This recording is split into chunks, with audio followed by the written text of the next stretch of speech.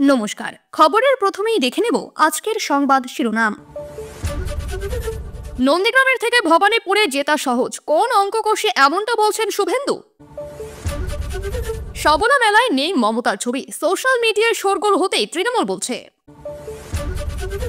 শুধু বাংলাদেশ নয়, নেপাল সীমান্ত দিয়েও ছড়াচ্ছে সন্ত্রাসের চাল, মন্ত্রীর পা পড়তেই বাড়ছে জল্পনা। কলকাতায় দেশের প্রথম ইলেকট্রনিক ফেরি ভেসেল, 6 কোটির ঢেউয়ের উদ্বোধন করবেন মমতা। এই যে আবাসের বাড়িগুলো তৈরি করে রেখে যাচ্ছেন, 2031 সালের পর সব দখল করবে ওরা, বললেন শুভেন্দু অধিকারী। শুরু আবাসের 12 লক্ষ বাড়ির কাজ, নির্মাণ সামগ্রীর দাম বাড়ার আশঙ্কা, নজরদারিতে বিডিওরা। পৌষের শেষে দার্জিলিং এ তুষারপাত, কেমন থাকবে আগামী কদিনের আবহাওয়া, জেনে নিন বিস্তারিত। দক্ষিণ রায়ের লুকোচুরি, ফের গভীর জঙ্গলে ফিরল বাঘ, পায়ের ছাপেই স্বস্তি মইপিঠবাসীর। সাইবার প্রতারণা চক্রের ফাঁদে কলকাতা পুলিশের এসিপি গ্রেফতার 2। বারবার হাতের হানা লোকালয়, নবান্নের জরুরি বৈঠক করলেন মুখ্য সচিব, বিশেষ নির্দেশ জেলা শাসকদের। প্রিয় দর্শক, আজকের খবরগুলি অনেক গুরুত্বপূর্ণ, খবরগুলি সম্পূর্ণ শুনবেন। আসছি বিস্তারিত খবরে। নন্দীগ্রামের থেকে ভবানীপুরে জেতা সহজ, বললেন শুভেন্দু অধিকারী। বাংলাদেশের বর্তমান প্রেক্ষাপটে হিন্দু নির্যাতন, সেই সঙ্গে জঙ্গি কার্যকলাপের সঙ্গে পশ্চিমবঙ্গের নাম জড়িয়ে যাওয়া, এহেন আবহে হিন্দুত্বের ধ্বজাকে আরো ঊর্ধ্বে তুলছেন শুভেন্দু অধিকারী। বিগত সপ্তাহে তার একটানা কর্মসূচি দেখে এমনটাই বলছেন রাজনৈতিক বিশ্লেষকরা। তার সঙ্গে সাযুজ্য রেখেই এই কথা বলছে নন্দীগ্রামের বিজেপি বিধায়ক, মত ওয়াকিবহাল মহলের বড় অংশের। নন্দীগ্রামে 65% হিন্দু ভোট, তাতে মমতা বন্দ্যোপাধ্যায়কে হারিয়ে জয়ী হয়েছিলেন শুভেন্দু অধিকারী। তার তুলনায় ভবানীপুর বিধানসভায় অমুসলিম ভোট 15% মতো বেশি, অর্থাৎ 80% অমুসলিম ভোট রয়েছে। সেই তুলনাকে সঙ্গী করে রাজ্য বিধানসভার বিরোধী দলনেতা নন্দীগ্রামের তুলনায় ভবানীপুর সহজ বলে মনে করছেন। তবে শুধু অমুসলিম ভোট নয়, ভবানীপুরে রয়েছে অবাঙালি ভোটার, যারা বরাবর ঝুঁকে থাকে বিজেপির দিকে, এমনটাই বলে থাকেন রাজনৈতিক বিশ্লেষকদের বড় অংশ। শুধুমাত্র অমুসলিম ভোট, অবাঙালি ভোট নয়, 2024 সালের লোকসভা ভোটে ভবানীপুর বিধানসভার 8টি ওয়ার্ডের মধ্যে 5টি ওয়ার্ডে বিজেপির এগিয়ে থাকাও ভরসা যোগাচ্ছে শুভেন্দুকে। যদিও তৃণমূল কংগ্রেসের বক্তব্য, লোকসভা আর বিধানসভা ভোটের প্রেক্ষাপট আলাদা হয়, তাই যে ব্যবধান লোকসভায় হয়েছিল তার কয়েক গুণ ব্যবধানে ঘাসফুল প্রার্থী জয়ী হবেন ওই আসন থেকে। 2021 সালের সেপ্টেম্বর মাসে উপভোটে 72% ভোট পেয়েছিলেন মমতা বন্দ্যোপাধ্যায়, যেটা ছিলেন 58,832 ভোটে।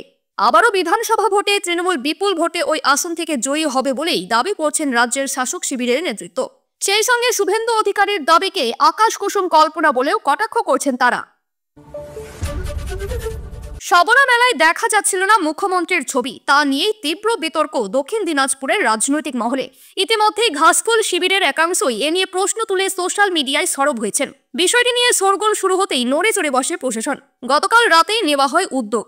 জেলা প্রশাসনের পাশাপাশি শাসক দলের উদ্যোগে শুরু হয়ে যায় ছবি লাগানোর তোড়জোড়। জেলা তৃণমূলের নেতাদের একাংশের দাবি, খুব অল্প সময়ের মধ্যে মেলার আয়োজন করা হয়েছে। বেশ কিছুদিন ধরে মেলা হওয়ার কথা ছিল, কিন্তু নানা সমস্যার জন্য মেলা শেষ পর্যন্ত দেরিতে শুরু হয়েছে। ফলে উদ্যোক্তাদের হাতে সময় খুবই কম ছিল। তাড়াহুড়োতেই হয় ভুল করে মুখ্যমন্ত্রীর ছবি বাদ চলে গিয়েছে। যদিও খোঁচা দিতে ছাড়েনি পদ্ম শিবির, সুযোগ পেয়ে তৃণমূলকে ছেড়ে কথা বলতে নারাজ তারা। বিজেপি নেতাদের দাবি, আসলে এটা তৃণমূলের গোষ্ঠী কোন্দলেরই বহিঃপ্রকাশ। নেতাদের সকলে নাকি আমন্ত্রণও পাননি অনুষ্ঠানে। প্রসঙ্গত, বুধবার বিকেলে বালুরঘাট হাইস্কুল মাঠে সবলা মেলার উদ্বোধন হয়। উদ্বোধনী অনুষ্ঠানে ছিলেন রাজ্যের ক্রেতা সুরক্ষা দফতরের মন্ত্রী বিপ্লব মিত্র, সঙ্গে ছিলেন জেলা শাসক বিজেন কৃষ্ণা, পুলিশ সুপার চিন্ময় মিত্তাল সহ জেলা প্রশাসনের ঊর্ধ্বতন আধিকারিকরা। প্রিয় দর্শক, আপনি কোন জেলা থেকে দেখছেন কমেন্ট করে জানাবেন। এবং আমরা আজ এই ভিডিওটিতে 200 লাইক ও 100 সাবস্ক্রাইবার টার্গেট করছি, তাই আমাদের টার্গেটটি সম্পূর্ণ করবেন। ফিরে আসছি পরবর্তী খবরে। শুধু বাংলাদেশ নয়, অনুপ্রবেশ ও জঙ্গি নেটওয়ার্কে ব্যবহার হচ্ছে নেপাল। নেপাল হয়ে এদেশে ছড়াচ্ছে জঙ্গি চাল।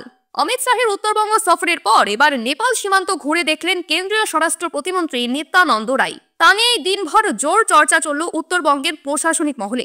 তবে কি নেপালেই লুকিয়ে নতুন বিপদ?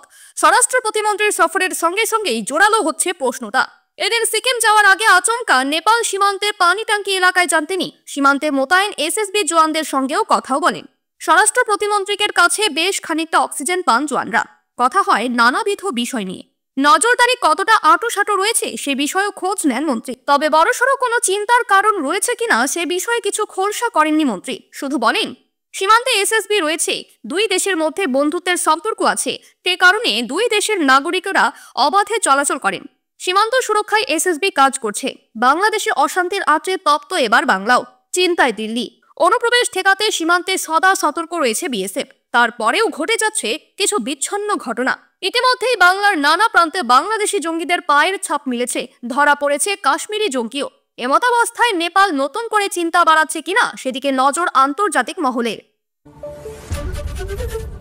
দেশে প্রথম এনজি ইলেকট্রিক্যাল ফেরি ভেসেলের পথ চলা শুরু হচ্ছে বাংলায়। আগামীকাল বৃহস্পতিবার বিকেলে মিলেনিয়াম পার্ক থেকে এই অত্যাধুনিক ভেসেলের আনুষ্ঠানিক উদ্বোধন করবেন মুখ্যমন্ত্রী মমতা বন্দ্যোপাধ্যায়।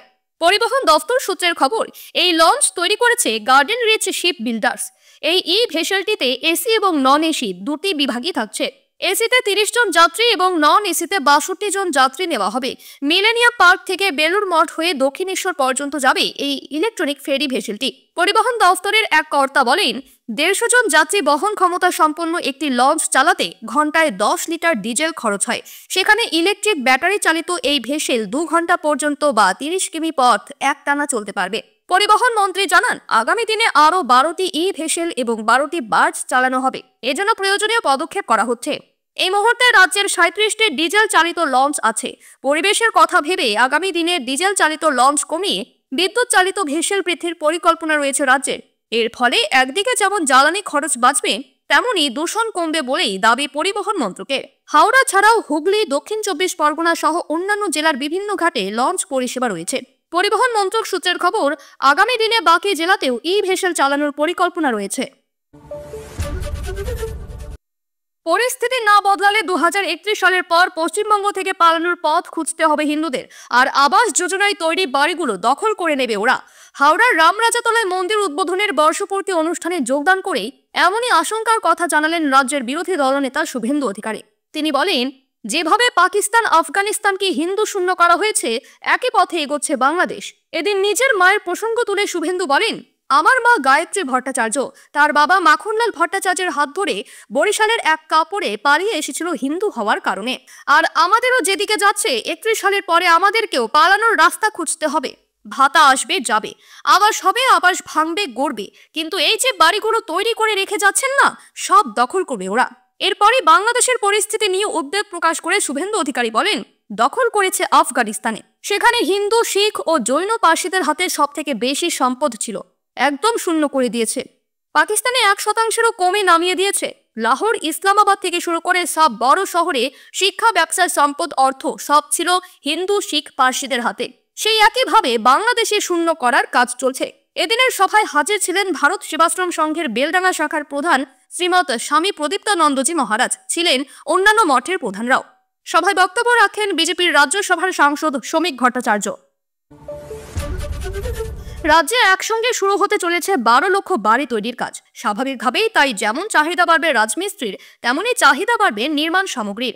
আর এই চাহিদা বাড়ার সঙ্গে সঙ্গে তার দাম বিক্রেতারা যাতে না বাড়িয়ে ফেলতে পারে সে বিষয়ে বিডিওদের নজর দিতে বলা হয়েছে। বাংলার বাড়ি প্রকল্পের উপভোক্তারা যাতে ন্যায্য মূল্যে সিমেন্ট, ইট, লোহা সহ নির্মাণ সামগ্রী পেতে পারেন তার ব্যবস্থা করতে ডিলারদের সঙ্গে কথা বলতে হবে তাদের। নির্মাণ সামগ্রীর সরবরাহ কাঁচামাল ঠিক থাকে যাতে তা দেখতে হবে।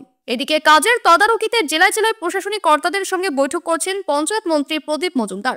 বৃহস্পতিবার মুর্শিদাবাদ এবং নদিয়া জেলায় বৈঠক করেন তিনি। কিভাবে বাড়ি তৈরির কাজে গতি আনা যাবে তা নিয়েই জেলা শাসকদের সঙ্গে বৈঠক করেন।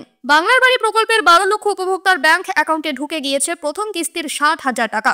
বাড়ি তৈরির কাজ যাতে দ্রুত 12 লক্ষ বাংলার বাড়ি শুরু করতে পারে সেদিকে নজর দিতে বলা হয়েছে প্রত্যেক জেলা শাসককে। কতদিনের মধ্যে বাড়ি তৈরির কাজ শেষ করতে হবে, কাজ কতটা এগুলে তারা দ্বিতীয় কিস্তির টাকা পাওয়ার যোগ্য হবেন, এসব জানিয়েই সব জেলাকে বুধবারে চিঠি পাঠিয়েছে রাজ্য পঞ্চায়েত দফতর। আর এই চিঠির সঙ্গে দেওয়া হয়েছে এই সংক্রান্ত নিয়মাবলী অর্থাৎ এসওপি অনুযায়ী 3 থেকে 6 মাসের মধ্যে প্রথম পর্যায়ের কাজ শেষ করতে হবে, তবেই মিলবে শেষ কিস্তির টাকা। তবে ওই টাকা পাওয়ার 3 মাসের মধ্যেই সম্পূর্ণ করে ফেলতে হবে বাড়ি তৈরির কাজ। রাজ্যের দেওয়া টাকার সৎ ব্যবহার সুনিশ্চিত করতে কড়া নজরদারিরও নির্দেশ দেওয়া হয়েছে। জেলা স্তরের পাশাপাশি সংশ্লিষ্ট ব্লক এবং গ্রাম পঞ্চায়েতকেও প্রত্যেক মাসে অন্তত একবার বাড়ি তৈরির কাজ পরিদর্শন করে রিপোর্ট দিতে এবং বিডিও অফিসে কন্ট্রোল রুম খুলতে বলা হয়েছে। একই সঙ্গে উপভোক্তাদের সচেতন করতে ভিডিও ও লিফলেটের মাধ্যমে প্রচার করারও নির্দেশ দেওয়া হয়েছে। নবান্নের এক কর্তার কথায় এই বিপুল সংখ্যক বাড়ি এক লপ্তে তৈরি হবে। এর ফলে রাজ্যে প্রচুর নির্মাণ সামগ্রী যেমন প্রয়োজন তেমনি রাজমিস্ত্রিরও। ফলে একটা সিস্টেমে বেঁধে কাজটা এগোনোর চেষ্টা হচ্ছে, যাতে দীর্ঘদিন অপেক্ষা করে থাকা গরিব মানুষ দ্রুত তাদের মাথার উপর ছাদ পেতে পারেন। পৌষ প্রায় শেষের পথে, সংক্রান্তির আর হাতে গোনা কয়েকটা দিন বাকি, কিন্তু এখনো সে অর্থে দেখা মেলেনি শীতের। ঠান্ডা জবুথবু করতে পারেনি রাজ্যবাসীকে। সংক্রান্তিতে কি হাড় কাঁপানো শীত অনুভূত হবে, সেই প্রশ্নই ঘুরপাক খাচ্ছে সকলের মনে। কিন্তু না, এবারও সুখবর দিতে পারল না হাওয়া অফিস। পশ্চিমী ঝঞ্ঝার দাপটে ফের বাধা পাবে উত্তরে হাওয়া, ফলে এবার সংক্রান্তিও কাটবে উষ্ণই। তবে আগামী সোমবার দার্জিলিং এর সম্ভাবনা রয়েছে তুষারপাতের। হাওয়া অফিস সূত্রের খবর, শনিবার পর্যন্ত বাংলায় শীতের আমেজ বজায় থাকবে। পৌষ সংক্রান্তির আগেই উত্তর পশ্চিম ভারতে হাজির হবে পশ্চিমী ঝঞ্ঝা। পৌষ সংক্রান্তির জাঁকিয়ে শীতে বাধা হতে পারে এই ঝঞ্ঝা। শুক্রবার হালকা থেকে মাঝারি কুয়াশার সম্ভাবনা দক্ষিণবঙ্গের বিভিন্ন জেলায়। সকালের দিকে পূর্ব ও পশ্চিম বর্ধমান, বীরভূম, মুর্শিদাবাদ, নদিয়ায় কুয়াশার সম্ভাবনা একটু বেশি। শনিবার আরও বাড়বে কুয়াশা। বাকি জেলাতেও সকালের দিকে হালকা কুয়াশার সম্ভাবনা। আপাতত দক্ষিণবঙ্গে বৃষ্টির সম্ভাবনাও নেই। মঙ্গলবারের মধ্যে 2 থেকে 3 ডিগ্রি সেলসিয়াস তাপমাত্রা বাড়বে। শনিবার দার্জিলিং, জলপাইগুড়ি, কোচবিহার, উত্তর দিনাজপুরে ঘন কুয়াশা থাকবে। উত্তরবঙ্গের অন্য জেলাতেও হালকা থেকে মাঝারি কুয়াশা থাকবে। সোমবার বৃষ্টি ও তুষারপাতের সম্ভাবনা দার্জিলিংয়ে। বৃষ্টি হবে কালিম্পংয়ের পার্বত্য এলাকায়। এদিকে অতি ঘন কুয়াশার সতর্কতা রাজধানী দিল্লিতে। অতি ঘন কুয়াশার সতর্কতা পাঞ্জাব, হরিয়ানা, চণ্ডীগড়, উত্তরপ্রদেশে। হিমাচল প্রদেশ, বিহার, মধ্যপ্রদেশ, ঝাড়খণ্ড ও ওড়িশায় ঘন কুয়াশার সতর্কতা। রীতিমতো লুকোচুরি খেলছে দক্ষিণ রায়। জঙ্গলে গিয়েও বারবার ফিরছে মইপিঠের লোকালয়, আবার মিলিয়ে যাচ্ছে গভীর জঙ্গলে। শুক্রবার সকালে ফের নদীর পাড়ে মিলেছে বাঘের পায়ের ছাপ। বনকর্মীদের অনুমান, ফের গভীর জঙ্গলে ফিরে গিয়েছে দক্ষিণ রায়, যার জেরে স্বস্তিতে মইপিঠবাসী। ঘটনার সূত্রপাত গত সোমবার। ওই দিন থেকে কুলতলির মইপিঠে ছড়িয়েছিল বাঘের আতঙ্ক, কারণ রাস্তার উপর মিলেছিল দক্ষিণ রায়ের টাটকা পায়ের ছাপ। স্বাভাবিকভাবেই খবর দেওয়া হয়েছিল বন দফতরে। বাঘের খোঁজে তল্লাশি শুরু হয়, কিন্তু ধরা দেয়নি বাঘ। বুধবার নদীর পাড়ে মেলে বাঘের পায়ের ছাপ, তা দেখে বনকর্মীরা অনুমান করেছিলেন বাঘ ফিরে গিয়েছে সুন্দরবনের গভীর জঙ্গলে। পরবর্তীতে বন দফতরের তরফে তা নিশ্চিত করা হয়, কিন্তু রাত পোহাতে না পোহাতেই গতকাল মইপিঠে ফিরে বাঘের আতঙ্ক। সকালে নগেনাবাদের নদীর সংলগ্ন এলাকায় মিলে বাঘের পায়ের ছাপ। খবর পেয়ে ঘটনাস্থলে যান বন দফতরের এটিএফও অনুরাগ চৌধুরী সহ রেঞ্জার শুভায়ু সাহা ও অন্যান্যরা। তড়িঘড়ি জাল দিয়ে শুরু হয় জঙ্গল ঘেরার কাজ। শুক্রবার সকালে ফের মিলল বাঘের পায়ের ছাপ, যা দেখে বনকর্মীদের অনুমান ফের জঙ্গলে ফিরেছে দক্ষিণ রায়। এই খবরে সাময়িক স্বস্তিতে এলাকার বাসিন্দারা। তবে বাঘের লুকোচুরি খেলা চিন্তামুক্ত করতে পারছে না মইপিঠবাসীকে। সাইবার প্রতারণা চক্রের ফাঁদে কলকাতা পুলিশের প্রাক্তন এসপি। কেওয়াইসি আপডেট করানোর নামে প্রতারণা, লক্ষাধিক টাকা খুইয়ে বিধাননগর পুলিশের দ্বারস্থ তিনি। এই ঘটনায় গ্রেফতার 2 জন। পুলিশ সূত্রে খবর, কলকাতা পুলিশের প্রাক্তন এসিপি লেকটাউনের বসবাসকারী প্রাণকৃষ্ণ ঘাটা নভেম্বর মাসের 26 তারিখ লেকটাউন থানায় একটি অভিযোগ দায়ের করেন। সেই অনুযায়ী কিছুদিন আগে তিনি একটি ফোন পান, যেখানে তাকে ফোনের অপর প্রান্তে থাকা ব্যক্তি নিজেকে একটি রাষ্ট্র ব্যাংকের ম্যানেজার বলে পরিচয় দেন। এরপর ওই ব্যক্তি প্রাক্তন এসিপিকে নিজের কথার জালে ফাঁসিয়ে নেন বলে অভিযোগ। এরপর ওই ব্যক্তি প্রাক্তন এসিপিকে তার কেওয়াইসি আপডেট করার জন্য মোবাইলে একটি অ্যাপ ডাউনলোড করতে বলে। সেই মতো নিজের মোবাইলে ওই অ্যাপটি ডাউনলোড করেন তিনি। এরপরই অভিযোগ, প্রাক্তন এসিপির 3টি ব্যাংক অ্যাকাউন্ট থেকে মোট 11 লক্ষ টাকা অন্য অ্যাকাউন্টে চলে যায়। প্রতারিত হয়েছেন বুঝতে পেরে লেকটাউনের টাউন থানায় লিখিত অভিযোগ দায়ের করেন তিনি। লেকটাউন থানা থেকে এই কেসের তদন্ত ভার নেয় বিধাননগর সাইবার পুলিশ। ইতিমধ্যে এই ঘটনায় 2 ব্যক্তিকে গ্রেফতার করেছে বিধাননগর সাইবার পুলিশ। তাদের নাম শুভ্রাংশু মাঝি এবং অর্কপ্রভ রায় চৌধুরী। ধৃতদেরকে নিজেদের হেফাজতে নিয়ে এই ঘটনায় আরও কেউ জড়িত রয়েছে কিনা তা খতিয়ে দেখতে চাইছে বিধাননগর পুলিশ। বারবার হাতে লোকালয়ে ঢুকে পড়া নিয়ে উদ্বিগ্ন নবান্ন। অবিলম্বে সচেতনতামূলক প্রচার কর্মসূচি চালু করার নির্দেশ জেলা শাসকদের। এ বিষয়ে গতকাল বন দফতরের আধিকারিকদের সঙ্গে জরুরি বৈঠক করলেন মুখ্য সচিব। বৈঠকে উপস্থিত ছিলেন কয়েকটি জেলার জেলা শাসকও। সূত্রের খবর অনুযায়ী গতকাল নবান্নের বৈঠকে একাধিক নির্দেশ দিয়েছেন মুখ্য সচিব। নবান্নের জরুরি বৈঠকে উপস্থিত ছিলেন উত্তরবঙ্গ ও দক্ষিণবঙ্গের কয়েকটি জেলার জেলা শাসক ও জেলার বন দফতরের আধিকারিকরা। বৈঠকে মুখ্য সচিবের নির্দেশ, যে অঞ্চলগুলিতে হাতি আক্রমণের সংখ্যা বেশি সেই অঞ্চলগুলি এবং তার আশেপাশের অঞ্চলগুলির বাসিন্দাদের মধ্যে সচেতনতামূলক কর্মসূচি করতে হবে। যে এলাকাগুলোতে হাতের সংখ্যা বেশি বা যাওয়া আসার প্রবণতা বেশি, সেই এলাকাগুলোতে এলিফ্যান্ট করিডর করা যায় কিনা তা নিয়ে পরিকল্পনা করতে হবে। সেই সঙ্গে মুখ্য সচিবের আরও নির্দেশ, সমীক্ষা করে ইলেকট্রিক ফেন্সিং আরও বাড়াতে হবে। প্রয়োজনে হাতের দলের মধ্যে থাকা একটি বা দুটি হাতিকে কলার পরাতে হবে, যাতে তাদের গতিবিধি চিহ্নিত হয়। পাশাপাশি আলিপুরদুয়ারের ঘটনা নিয়ে জেলার ফরেস্ট অফিসার ও জেলা শাসককে প্রয়োজনীয় পদক্ষেপের নির্দেশ মুখ্য সচিবের। এতক্ষণ খবর শুনছিলেন বীরভূম নিউজ টিভি চ্যানেল থেকে। খবর আজকের মতন এই পর্যন্তই। ধন্যবাদ।